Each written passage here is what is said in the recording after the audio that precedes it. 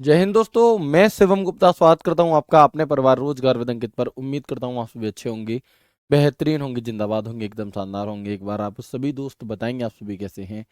Very good morning, Radhe Radhe, जय श्री कृष्णा, जय हिंद, जय माँ सरस्वती। सभी दोस्तों को सभी प्यार साथी क्लास से जुड़ जाएंगे, बताएंगे आप सभी कैसे हैं और क्या मेरी वॉइस और वीडियो आप सभी तक प्रॉपर तरह से पहुंच पा रही है या नहीं। एक बार सभी साथी कंफर्म करेंगे, फिर शुरू करते हैं हम अपनी एक शानदार क्लास, एक बेहतरीन क्लास और कंप्यूटर का वर्गीकरण यानी कि क्लासिफिकेशन ऑफ कंप्यूटर की पार्ट 2।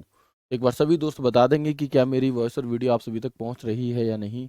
नेहा है, राजकरण है, दिव्या, पूनम, अरविंद, कृष्णा, नितिन, प्रियांशु, प्राची, लवकुश, निशा, अंकित, कुलदीप, रमन, ज्योति, ललित, राजकुमार, विमला, बहुत बढ़िया, चंदन यादव है, अमित, सुधांशु, हर, अरविंद, आदर्श, प्रदीप, निर्भय, हिमांशी।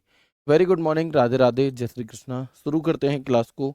टॉपिक रहने वाला है आपका वर्गीकरण ऑफ कंप्यूटर यानी कि कंप्यूटर का वर्गीकरण, क्लासिफिकेशन ऑफ कंप्यूटर। ठीक है, तो कल आपकी ये क्लास नहीं हो पाई थी, आप सभी तक खबर पहुंच गई होगी, मैंने क्लास में आकर के आपको इन्फॉर्म भी कर दिया था। तो उसी क्लास को हम आज यहाँ पर क्या है कंटिन्यू करने वाले हैं खूबसूरत तरह से। ठीक है जी, हमने इससे पहले जो जाना था, हमने इससे पहले जो क्लासिफिकेशन ऑफ कंप्यूटर की क्लास हुई थी उसमें जाना था कि कंप्यूटरों को कितने भागों में वर्गीकृत किया जाता है। इसका आंसर आप लोग मुझे देंगे, बताइए। आप मुझे ये बताइए, कंप्यूटर को कितने भागों में वर्गीकृत किया जाता है और वो कौन कौन से आधार होते हैं जिन पर कंप्यूटर को वर्गीकृत किया जाता है।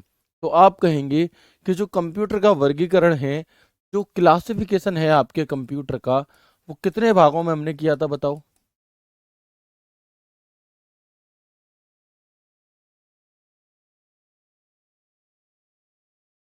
तो आप कहेंगे कंप्यूटर को हमने कुल 3 भागों में वर्गीकृत किया था, क्योंकि यहाँ से सबसे पहले क्वेश्चन बनने के चांसेस यहीं से होंगे, है ना। 3 भागों में कौन कौन से 3 हैं जी? कौन कौन से 3 थे? 3 कौन कौन से? तो आप कहेंगे कि बेस्ड ऑन साइज यानी कि आकार के आधार पर, बेस्ड ऑन साइज आकार के आधार पर, बेस्ड ऑन वर्क कार्य के आधार पर, बेस्ड ऑन वर्क यानी कि कार्य के आधार पर, बेस्ड ऑन वर्क यानी कि कार्य के आधार पर, और एक था आपका बेस्ड ऑन पर्पस यानी कि उद्देश्य के आधार पर, बेस्ड ऑन पर्पस। ठीक है, अब आप मुझे बताओ कि साइज के आधार पर यानी कि आकार के आधार पर हमने कंप्यूटर को कितने भागों में वर्गीकृत किया है। ठीक है, बताएंगे आकार के आधार पर, बताएंगे आकार के आधार पर आपने कंप्यूटर को कितने भागों में वर्गीकृत किया है। तो आप कहेंगे 4। वो 4 नाम कौन कौन से हैं और उन्हें क्रम में बता दीजिए, है ना। वो 4 नाम कौन कौन से हैं उन्हें क्रम में बता दीजिए।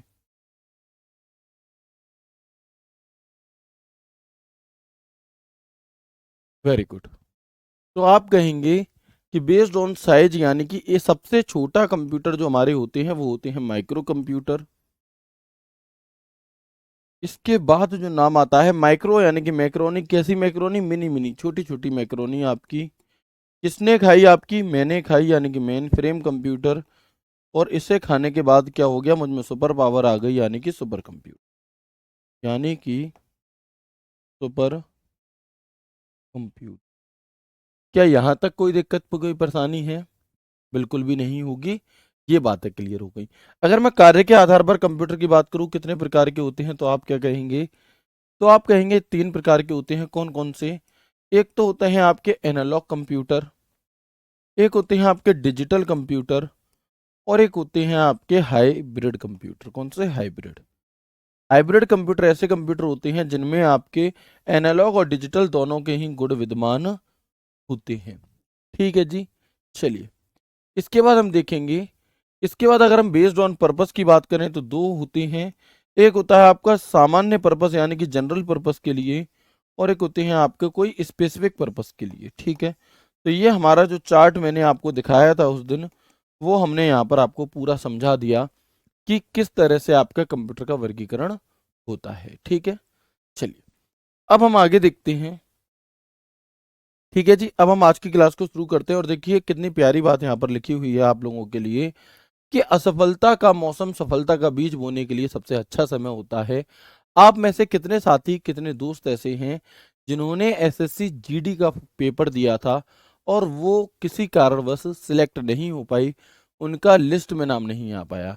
आप में से बहुत सारे दोस्त ऐसे होंगे जिन्होंने एसएससी जीडी का ये वाला पेपर दिया था और उन्हें उम्मीद भी होगी कि इस बार उनका नाम आ जाएगा, क्योंकि उनके नंबर 130 135 तक थे। बट यूपी की जनरल की जो कट ऑफ गई है आपकी मेल की, वो 139 गई है, जो अपने आप में बहुत ज़्यादा मार्क्स होते हैं, है ना? तो आप में से काफ़ी सारे दोस्त उसमें सिलेक्ट नहीं हो पाए होंगे एसएससी जीडी में। अब ऐसे समय पर हमारे पास दो ऑप्शन होते हैं। या तो हम बहुत ज़्यादा डीमोटिवेट हो जाएं कि जब मेरा इतने ज़्यादा नंबर लाने पर भी नहीं हो पा रहा तो फिर मेरा होगा ही नहीं, ये सिस्टम ही बेकार है, ये सरकार ही बेकार है। ठीक है, एक तो ये ऑप्शन है और हम अपनी तैयारी को छोड़ दें।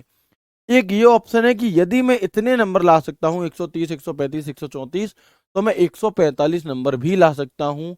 कोई बात नहीं, यदि मैं इस बार रह गया, मैं और मेहनत करूंगा और अगली बार सिलेक्शन जरूर ले लूंगा, है ना? तो आप देखेंगे कि वही बात है कि असफलता का मौसम, जो बच्चे असफल हो गए हैं इस बार एसएससी जीडी में, उनके लिए जो ये समय है ये काफी कठिन है और इसे हम कह सकते हैं एक असफलता का मौसम है। और ये असफलता का मौसम ही एक ऐसा होता है कि जो इसी समय पर बच्चा अपने दिल में ये ठान लेता है कि इस बार ना सही, लेकिन अगली बार मैं हर हाल में क्या है सिलेक्शन लेकर के रहूंगा। तो इसीलिए कहा गया है कि असफलता का मौसम सफलता का बीज बोने के लिए सबसे अच्छा समय आपका होता है। ठीक है, कोई बात नहीं, उसमें नहीं हुआ, बीएसएफ एचसीएम में होगा, उससे अच्छी नौकरी में होगा। तो परेशान आप लोगों को नहीं होना। ठीक है, आगे बढ़ते हैं। हमने माइक्रो कंप्यूटर को पढ़ लिया था क्या होता है, हमने मिनी कंप्यूटर को पढ़ लिया था क्या होता है, हमने मेन फ्रेम को पढ़ लिया था क्या होता है। हमने सुपर कंप्यूटर की शुरुआत कर दी थी पढ़ने की कि सुपर कंप्यूटर क्या है और किस तरह से आपका काम करता है। सुपर कंप्यूटर क्या है हमने जान लिया था, ठीक है, किस तरह से काम करता है ये भी जान लिया। लेकिन हम बात करेंगे भारत के सुपर कंप्यूटर की, भारत में सुपर कंप्यूटर की। तो उससे पहले आप लोग मुझे एक बार ये बता दीजिए कि फादर ऑफ सुपर कंप्यूटर किसे कहा जाता है, सुपर कंप्यूटर का जनक किसे कहा जाता है, बताओ, बताएंगे एक बार कि फादर ऑफ सुपर कंप्यूटर किसे कहा जाता है? Very good. Father of super computer, देखते हैं आपने जो परसों क्लास करी थी उसमें से कितनी सारी चीजें आपको याद हैं, आप याद रखते भी हैं या नहीं रखते, बताएं जल्दी से एक बार। Father of super computer in India, India नहीं, फादर ऑफ सुपर कंप्यूटर, क्योंकि हमने लास्ट क्लास में सिर्फ सुपर कंप्यूटर ही जाना था। तो बिल्कुल सबसे पहले आंसर आया है अनिल चौधरी का, वेरी गुड। आशीष प्रताप का भी आंसर सही है। चलिए, ठीक है, तो बाकी लोग आंसर गलत कर रहे हैं। जो लोग चार्ल्स बेबेज आंसर दे रहे हैं वो सभी के सभी गलत हैं। जो पांडुरंगा जी आंसर दे रहे हैं वो भी गलत हैं। जिनका आंसर सैमोर क्रे है सिर्फ वही सही है। क्यों? क्योंकि मैंने ये नहीं पूछा कि कंप्यूटर का जनक किसे कहा जाता है, मैंने पूछा है कि सुपर कंप्यूटर का जनक किसे कहा जाता है।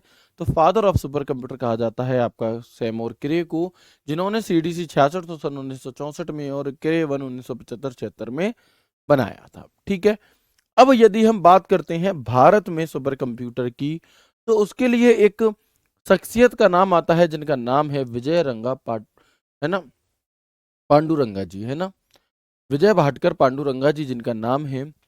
तो यहां से क्या होता है कि जैसे कि सन 1976 में अमेरिका ने अपना क्या है वो बना लिया, क्रे 1 सुपर कंप्यूटर बना लिया।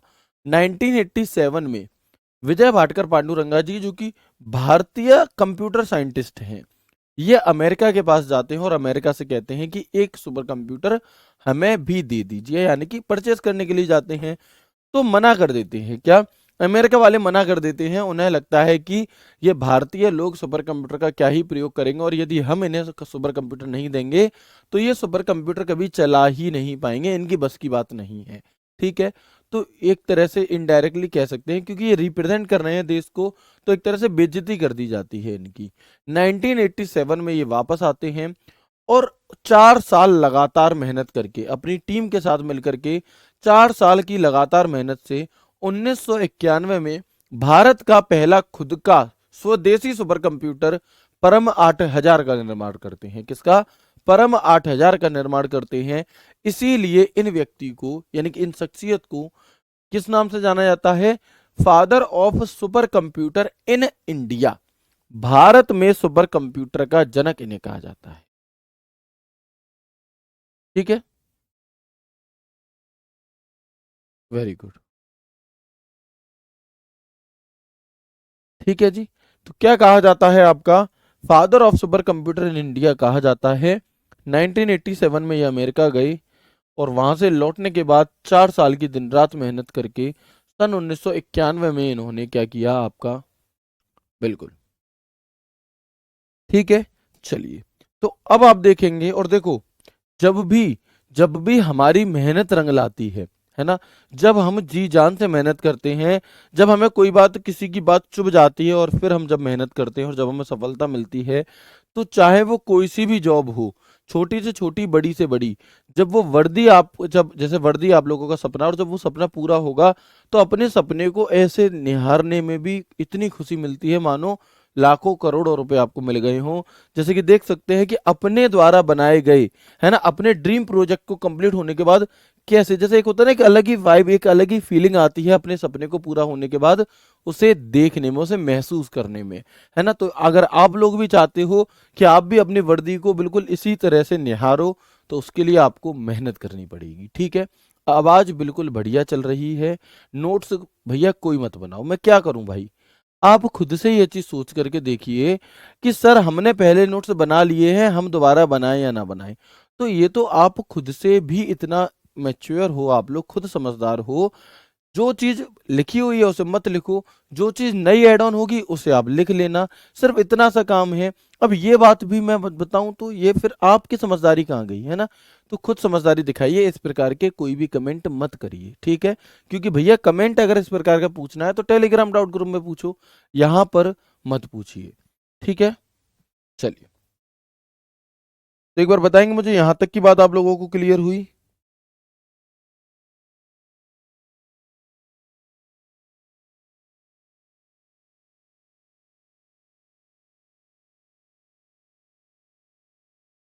वेरी गुड, ठीक है। चलिए, अब अगर मैं बात करता हूं कि भारत का पहला सुपर कंप्यूटर कौन सा है ना, first super computer in India, बताएं कौन सा है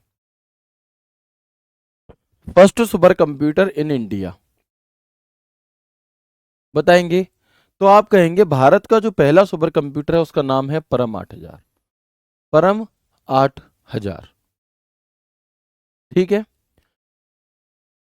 परम 8000 इसका नाम है।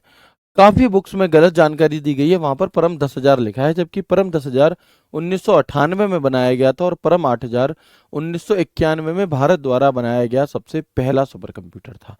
तो फर्स्ट सुपर कंप्यूटर कौन सा है आपका, परम 8000 है।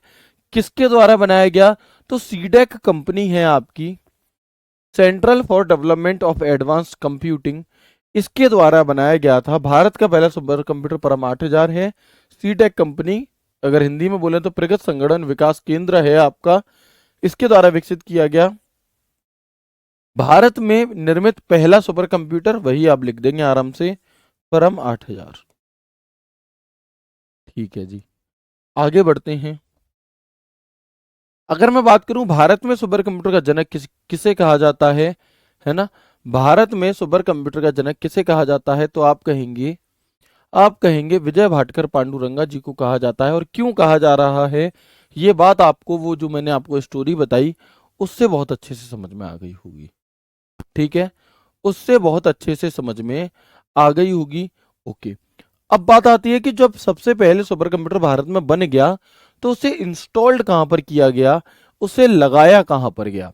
तो आप देखेंगे कि भारत में पहला सुपर कंप्यूटर सन 1991 में पुणे की एक मौसम वेधशाला में स्थापित किया गया था। अगर शहर पूछेगा तो पुणे, और डिटेल में पूछेगा तो मौसम वेधशाला में इसे स्थापित आपका किया गया था, ठीक है।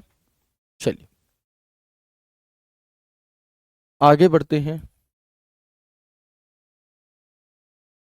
भारत का सबसे तेज सुपर कंप्यूटर कौन सा है वर्तमान में आपका, यदि पूछे वर्तमान में भारत का सबसे तेज सुपर कंप्यूटर कौन सा है, तो आप कहेंगे ऐरावत है। कौन सा है जी, ऐरावत है, ठीक है।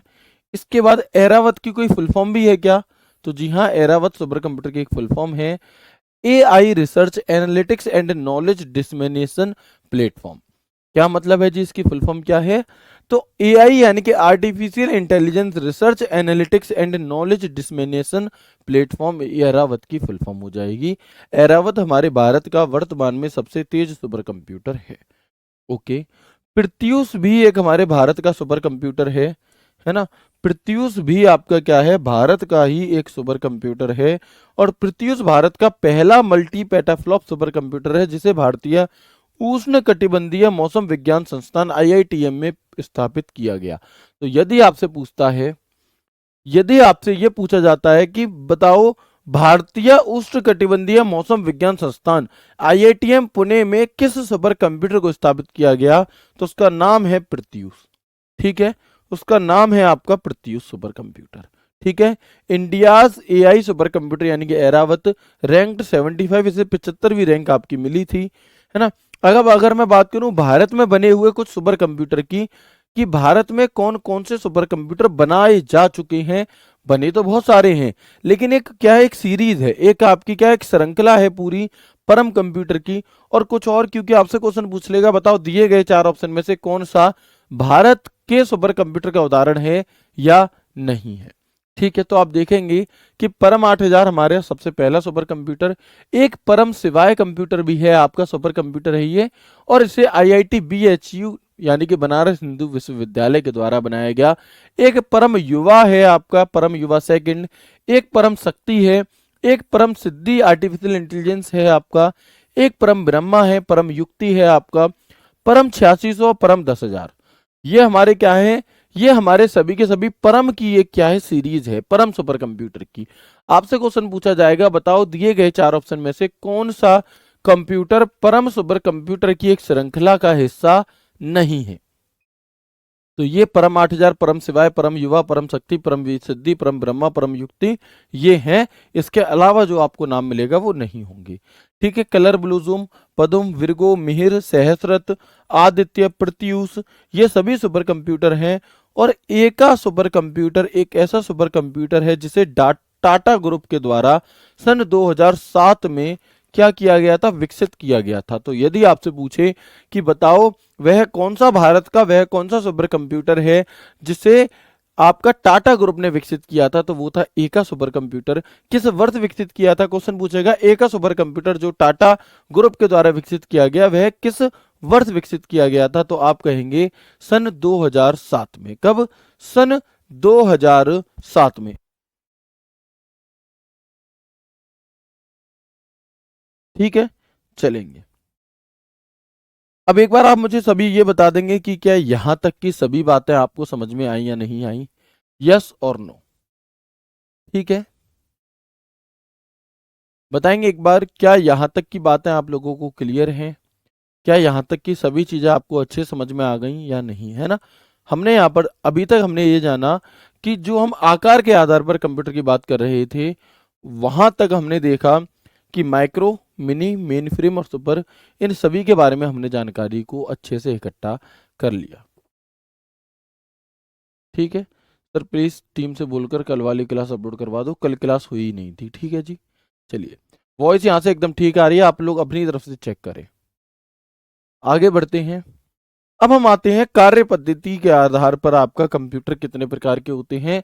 तो कार्य पद्धति के आधार पर मैंने 3 प्रकार के बताए थे, एक एनालॉग कंप्यूटर, एक डिजिटल कंप्यूटर और एक hybrid computer. Analogue, digital, hybrid, analogue, digital और हाइब्रिड। तो एनालॉग कंप्यूटर क्या है जी, ये ऐसे कंप्यूटर होते हैं, या मैं कहूँ एनालॉग कंप्यूटर का प्रयोग भौतिक मात्राओं को, भौतिक मात्राएं जैसे कि आपकी कोई दाब हो गया, कोई प्रेशर हो गया, कोई लंबाई हो गई, लेंथ हो गई, टेम्परेचर हो गया आपका, ठीक है, कोई तापमान हो गया आपका, आदि को मापकर उसके परिणामों को अंकों में व्यक्त करने के लिए किया जाता है। ये मुख्य रूप से विज्ञान और इंजीनियरिंग के क्षेत्र में इनका प्रयोग ज्यादा किया जाता है। क्या कहा गया जी यहाँ पर, तो आपसे कहा गया है कि एनालॉग कंप्यूटर ऐसे कंप्यूटर होते हैं जिनका प्रयोग जो भौतिक मात्राएं आपकी होती हैं, जैसे कि कोई दाब है ना, प्रेशर हो गया, टेम्परेचर हो गया आपका, लेंथ हो गई, इन्हें मापने के लिए और इनका जो रिजल्ट है उन्हें नंबर्स में आपका देने के लिए, आपको अंकों में व्यक्त करते हैं। ये मुख्य रूप से विज्ञान और इंजीनियरिंग के क्षेत्र में होते हैं। इनका प्रयोग होता है। These computer are use to measure physical quantities such as pressure, length, temperature, mercury, ETC and express their result in numbers. There are mainly use science and engineering field. जैसे कि उदाहरण, तो आप देखेंगे स्पीडोमीटर, जो एक स्पीडोमीटर होता है वो किसका उदाहरण होता है, जिसमें सुई लगी होती है आपकी। तो सुई वाला जो स्पीडोमीटर है जो कार में या बाइक में लगा होता है हमारा, वो एक एनालॉग कंप्यूटर का उदाहरण होता है। भूकंप सूचक यंत्र, थर्मामीटर आदि हमारे किसके उदाहरण हैं, तो ये हमारे एनालॉग कंप्यूटर के उदाहरण है। जैसे कि स्पीडोमीटर हो गया हमारा, थर्मामीटर हो गया हमारा, ठीक है। तो ये क्या है, ये एनालॉग के उदाहरण आपके होते हैं, ठीक है। चलिए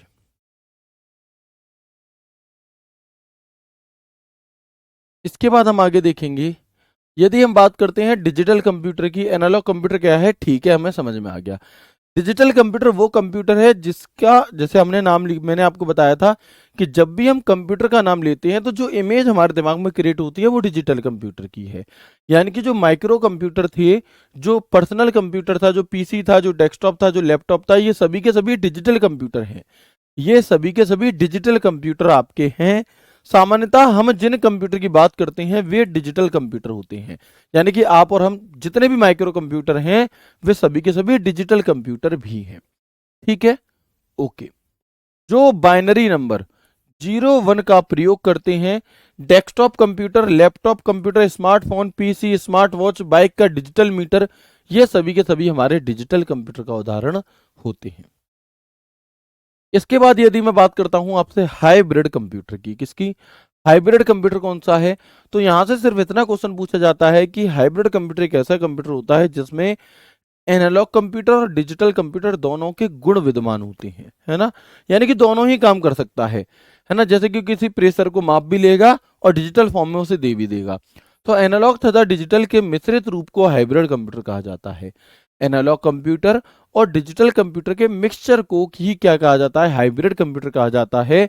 और इसके द्वारा भौतिक मात्राओं को अंकों में परिवर्तित करके उसे डिजिटल रूप में रिप्रेजेंट आपके सामने कर दिया जाता है। ये है हमारा hybrid computer. The mix form of analogue and digital is called hybrid computer.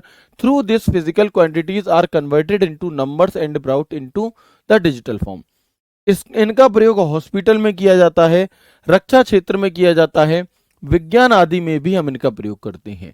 और कोई उदाहरण इसका, तो आप देखेंगे जो हॉस्पिटल में ईसीजी मशीन होती है आपकी, जो इलेक्ट्रॉनिक ब्लड प्रेशर नापने की मशीन होती है इलेक्ट्रॉनिक वाली, ठीक है, डायलिसिस मशीन होती है आपकी, पेट्रोल पंप पर आपने देखा होगा। देखो एनालॉग कंप्यूटर क्या काम कर रहा है, मापने का, कि भैया कितना लीटर दूध दे दिया, कितना लीटर पेट्रोल दे दी, तो मापने का काम एनालॉग कंप्यूटर का है।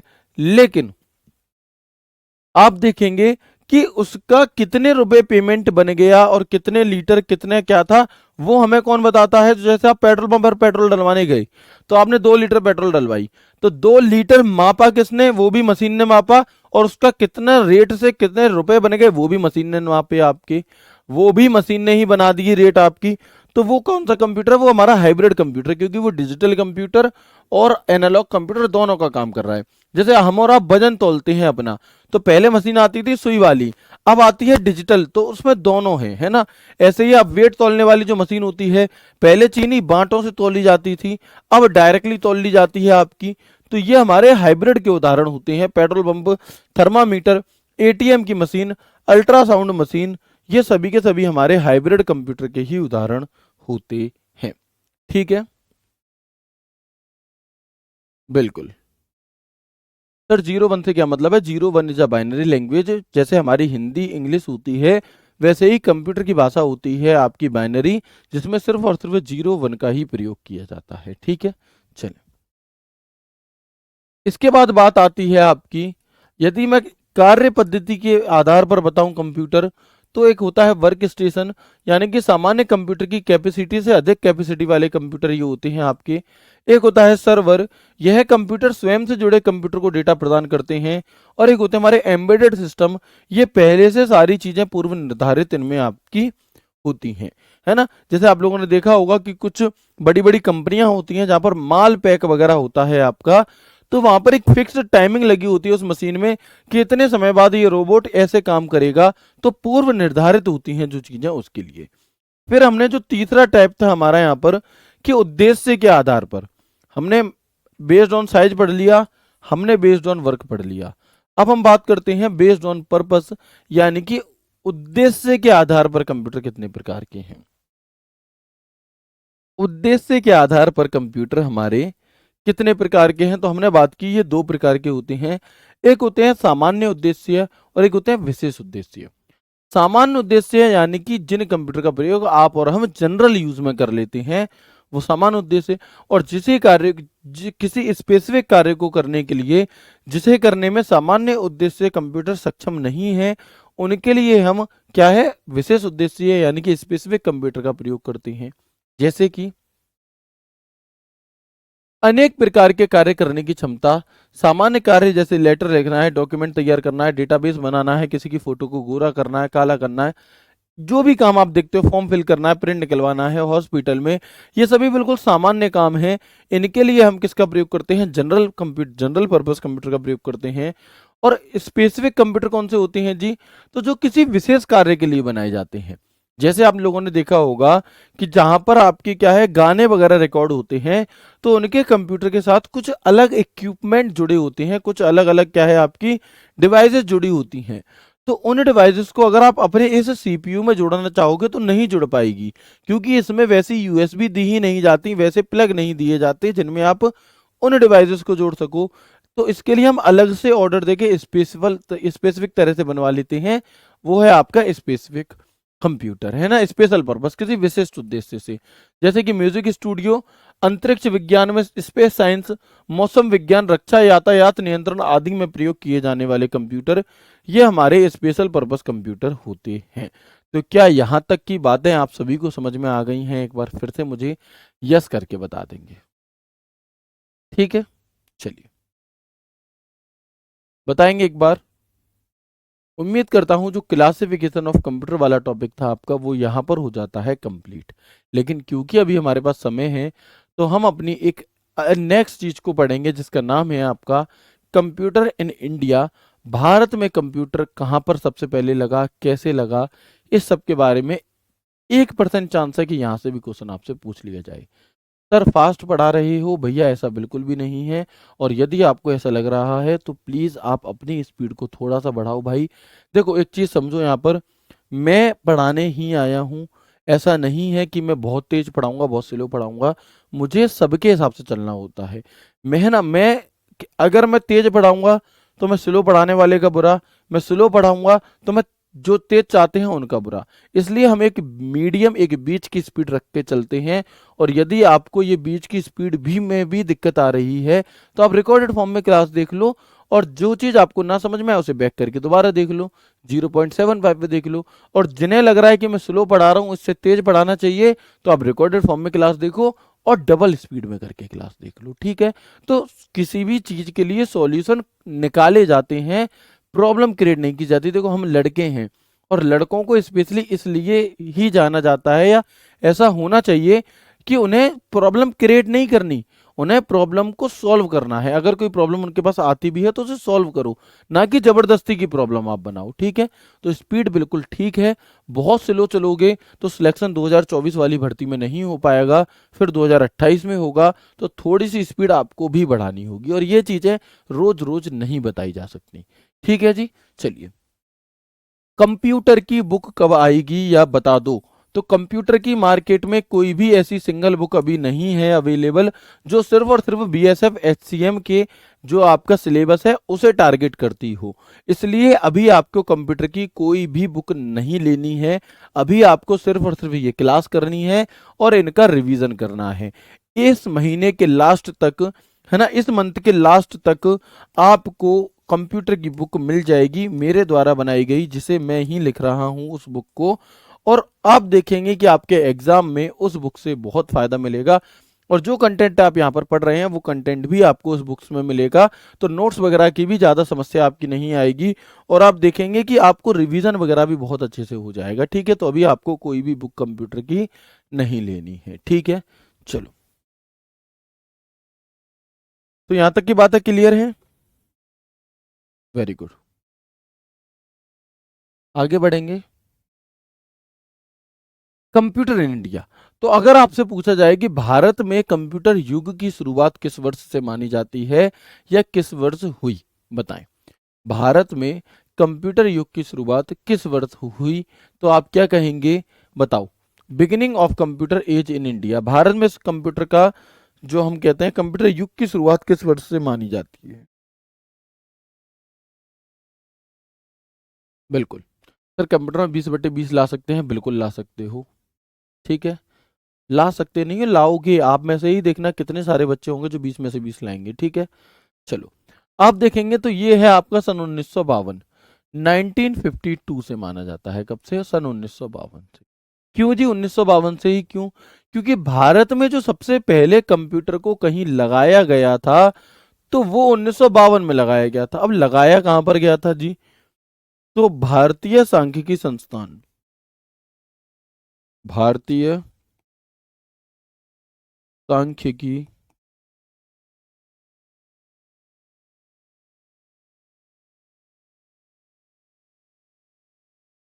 भारतीय सांख्यिकी संस्थान कोलकाता में सबसे पहले आपका कंप्यूटर लगाया गया था।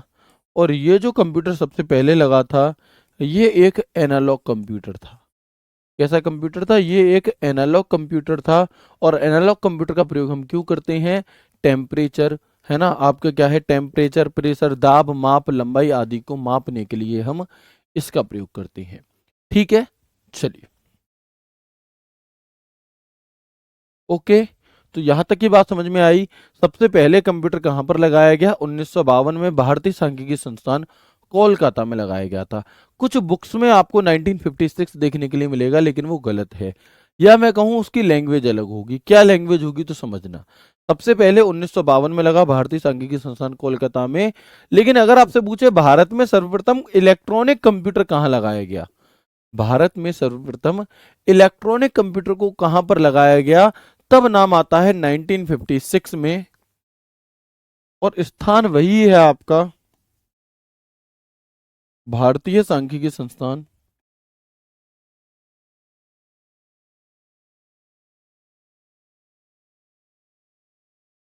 भारतीय सांख्यिकी संस्थान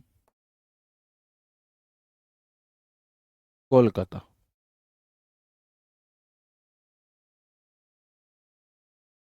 ठीक है ना। तो 1956 में आपका क्या है,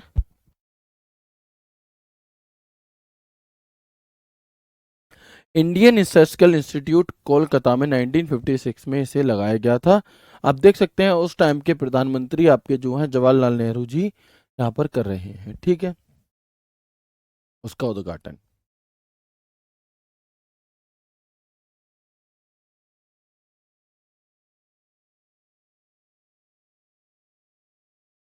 वेरी गुड।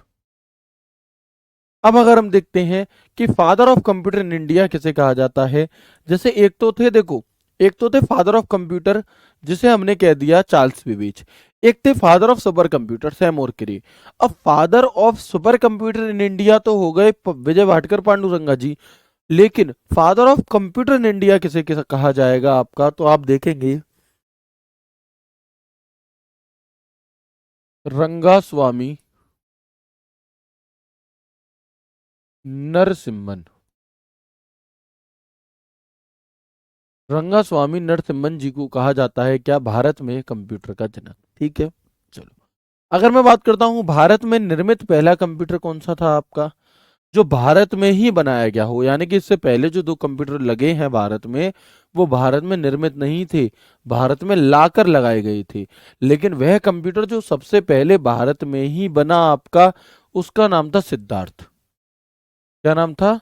तो उसका नाम था सिद्धार्थ, इस नाम को याद रखना। सिद्धार्थ पहला स्वदेशी कंप्यूटर है। अब कंप्यूटर और सुपर कंप्यूटर में कंफ्यूज नहीं होना है, परम सुपर कंप्यूटर है और सिद्धार्थ कंप्यूटर है, ठीक है। तो भारत में निर्मित पहला कंप्यूटर कौन सा? सिद्धार्थ। सिद्धार्थ कंप्यूटर को इलेक्ट्रॉनिक कॉर्पोरेशन ऑफ इंडिया के द्वारा बनाया गया था। किसके द्वारा बनाया गया था? Electronic computer, electronic corporation of India के द्वारा इसे आपका बनाया गया था। इसके बाद भारत में निर्मित प्रथम कंप्यूटर कहाँ लगाया गया है आपका? भारत में ही निर्मित, यानी कि जो भारत में निर्मित कौन सा हुआ आपका, वो हुआ आपका सबसे पहला सिद्धार्थ। और इसे कहां पर लगाया गया? तो इसे 1984 में प्रधान डाकघर यानी कि head post office Bangalore, head post office Bengaluru में इसे लगाया गया था। ठीक है, बेंगलोर कर्नाटका में इसे सबसे पहले आपका लगाया गया था। यदि मैं बात करता हूं भारत में निर्मित प्रथम प्रोसेसर कौन सा था और विश्व में निर्मित, यानी कि first processor made in world और first processor made in India, तो जो first processor made in world है उसका नाम है इंटेल 4004, उसका नाम है इंटेल 4004। और भारत में निर्मित जो पहला आपका प्रोसेसर है उसका नाम है शक्ति, उसका नाम क्या है? उसका नाम है शक्ति। ठीक है, उसका नाम है आपका शक्ति, बिल्कुल। इसके बाद अगर मैं आपसे पूछूं वह राजनीतिक पार्टी कौन सी है, वह राजनीतिक पार्टी कौन सी है जिसने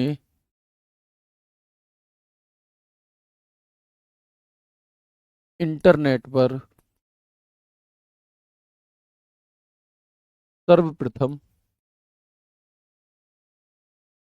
अपनी वेबसाइट बनाई, अपनी वेबसाइट बनाई? बताओ, भारत की वह कौन सी आपकी राजनीतिक पार्टी है जिसने सबसे पहले क्या करा, जिसने सबसे पहले अपनी एक ऑनलाइन वेबसाइट बनाई? इसके बाद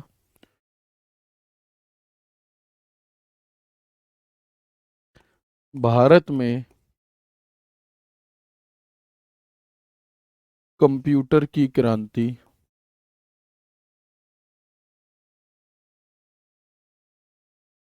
लाने का समय का श्रेय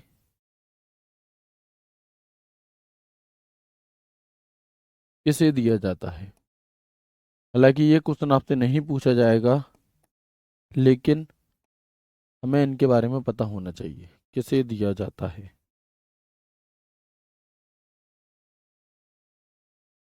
बताओ। तो बहुत अच्छे, क्या है? बीजेपी, यानी कि भारतीय जनता पार्टी जो है मोदी जी वाली, उन्होंने सबसे पहले आपकी वेबसाइट बनाई थी। ठीक है, भारत में कंप्यूटर की क्रांति लाने का श्रेय किसे दिया जाता है? बताओ।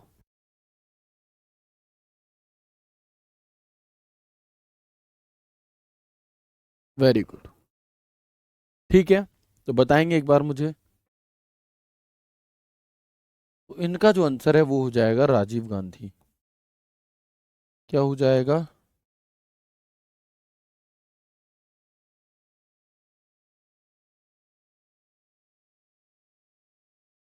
राजीव गांधी। ठीक है, राजीव गांधी ने कंप्यूटर के क्षेत्र में बहुत सारा काम किया, और वर्तमान में जो हम हर घर में हर ऑफिस में जो कंप्यूटर का प्रयोग हो रहा है उसके पीछे बहुत ज़्यादा हाथ है किसका? बहुत ज़्यादा हाथ है आपका राजीव गांधी जी का। ठीक है, चलिए, क्लियर है? ओके। तो ये थी आपकी आज की क्लास। एक बार आप सभी दोस्त मुझे कंफर्म करेंगे, और आप लोगों का जो भी कोई डाउट हो आप मुझसे 4 से 5 मिनट पूछ सकते हैं। ठीक है, आप लोगों का जो भी डाउट हो आप मुझसे 4 से 5 मिनट पूछ सकते हैं। बहुत बढ़िया, वेरी गुड। बताएंगे, यहाँ तक की सभी बातें क्लियर हैं? यस और नो? अफीना खातून जी कह रही हैं sir please write in English. मैं आगे से जो भी क्लास होगी तो ना मैं कोशिश करूँगा। ठीक है, परेशान ना हो। बता दो, फुल फॉर्म याद करनी है, ये मैं बताऊंगा तभी याद करोगे हैं? कैसी बातें करते हो भैया? ऐसे सवाल मत पूछो, मत पूछो, मत पूछो। अदरवाइज आप ऐसे ही सवाल पूछते रह जाओगे और सिलेक्शन नहीं ले पाओगे। सिलेक्शन ज़्यादा जरूरी है भैया, फुल फॉर्म याद करनी है, ये पूछने वाली बात थोड़ी ना होती है, करनी ही है वो तो। क्वेश्चंस कैसे आते हैं एग्जाम में, जब प्रैक्टिस करेंगे तब जानेंगे, ठीक है। और जो आपको बुक मिलेगी उस बुक में भी बहुत सारे क्वेश्चंस हर चैप्टर वाइज आपको देखने के लिए मिलने वाले हैं, ठीक है। चलिए,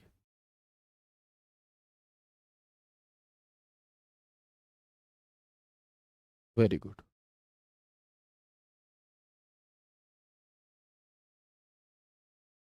रिवीजन कब करना है? रिवीजन जो सैटरडे संडे आपकी क्लास नहीं होती उस दिन आपको रिजर्व वो सॉरी रिवीजन करना है, ठीक है। रिजर्वेशन नहीं, रिवीजन करना है, ठीक है जी।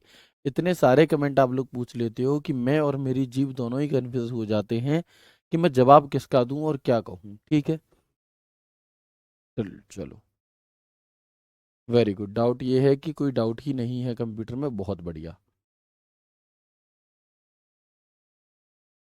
नेगेटिव मार्किंग नहीं है आप लोगों की, ठीक है। जिस हिसाब से बीएसएफ एग्जाम करा रही है और इससे पहले भी बीएसएफ ने ही एग्जाम कराया था, तो नेगेटिव मार्किंग आपकी नहीं थी, ठीक है जी। फादर ऑफ सुपर कंप्यूटर कौन है? आप सभी लोग बताओगे इन्हें कि फादर ऑफ सुपर कंप्यूटर कौन है। सीपीयू इनपुट है, आउटपुट है। सीपीयू ना इनपुट है ना आउटपुट है, एक प्रोसेसिंग डिवाइस है, ठीक है। की तैयारी और टाइपिंग की तैयारी साथ में कर सकते हो, और तब भी टाइपिंग को बहुत समय नहीं दे करके आधा घंटा, मुश्किल से मुश्किल 1 घंटा देना है बस। और जब तक आपका एग्जाम होगा तब तक आपकी टाइपिंग बहुत अच्छी हो चुकी होगी, और फिर आपको टाइपिंग के लिए समय मिलेगा, तो टाइपिंग में अभी समय है, उसके लिए आप घबराएं नहीं। बिल्कुल। प्रीवियस ईयर क्वेश्चन कहाँ से लगाएं? जो बुक हम आपको स्पेशली बीएसएफ की बना रहे हैं उसमें प्रीवियस ईयर क्वेश्चंस आपको मिल जाएंगे, और उसके अलावा और भी जो क्वेश्चंस पूछे जा सकते हैं, मोस्ट एक्सपेक्टेड क्वेश्चंस, वो भी उस बुक में आपको मिल जाएंगे। तो अभी आप किसी भी प्रकार की कोई भी बुक मार्केट से नहीं लीजिएगा, क्योंकि वो सिर्फ और सिर्फ आपके साथ एक धोखा होगा।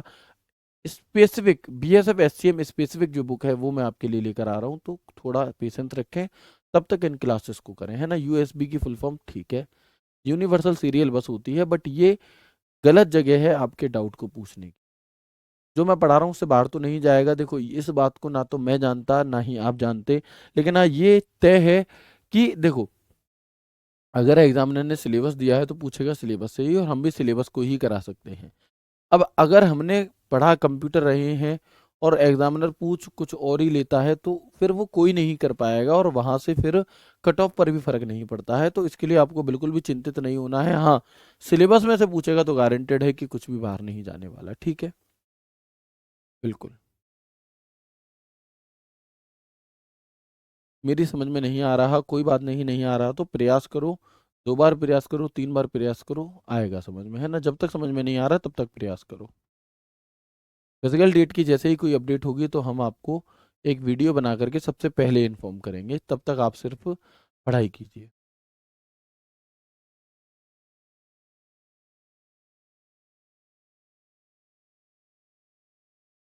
वेरी गुड, ठीक है जी। चलिए, और कोई डाउट? हाँ, फिजिकल के बाद होगा, काफ़ी थोड़ा समय मिलेगा, आप तैयारी आराम से कर सकते हो, पेपर अभी आपका बहुत दूर है। स्पेसिफिक वाला रिपीट कर दो भाई। एक चीज सोचो, जैसे हमने यहाँ पर बात की कंप्यूटर 2 प्रकार के, एक जनरल पर्पस और एक स्पेसिफिक। जैसे कंप्यूटर कोई कंपनी बना रही है, मान लो आपके पैरों में चप्पल आती है या जूता आता है 8 नंबर का, तो एक स्पेस एक जो जनरल लोग, जो इंडियन लोग होते हैं, उनके 6 नंबर, अगर मान लो मैं 20 साल या 25 साल के लड़के की बात करूं, तो उसके 6, 7, 8, 9, 10, इन 5 नंबर में से कोई ना कोई जूता उसके जरूर आता होगा। ये एक जनरल साइज होते हैं। तो ये तो हो गया जनरल पर्पस कंप्यूटर, यानी कि कंपनी ऐसे कंप्यूटर बना रही है जो सबके काम में आ जाए, चाहे ऑफिस में यूज कर लो, चाहे किसी हॉस्टल में यूज कर लो, कहीं पर भी। लेकिन कोई आदमी हो, मान लो खली है, अब खली के तो 10 नंबर का आएगा नहीं, उसके लिए स्पेसिफिक टेलर चाहिए, उसके लिए स्पेसिफिक जूते चप्पल वाली कंपनी चाहिए। कंपनी क्या वैसे और भी बनाती होगी? नहीं, उसी के लिए स्पेशल बना रही है। वैसे ही जो जनरल पर्पस कंप्यूटर है वो हम सबके यूज के लिए है, और स्पेसिफिक कंप्यूटर वे होते हैं जिसे किसी स्पेशल काम के लिए बनवाया जाता है, काम खत्म। इतनी सी बात थी, बताओ, ठीक है। बाकी आप लोगों का एक भी काम का डाउट नहीं है, जो भी डाउट तो मैंने सभी क्लियर कर दिए। कोशिश करना आगे की क्लासेस में आप कोई भी डाउट ना पूछो, ठीक है। मिलते हैं आपसे कल की क्लास में एक नए एक शानदार सेशन मेमोरी के चैप्टर के साथ। तब तक के लिए राधे राधे, जय श्री कृष्ण, जय हिंद।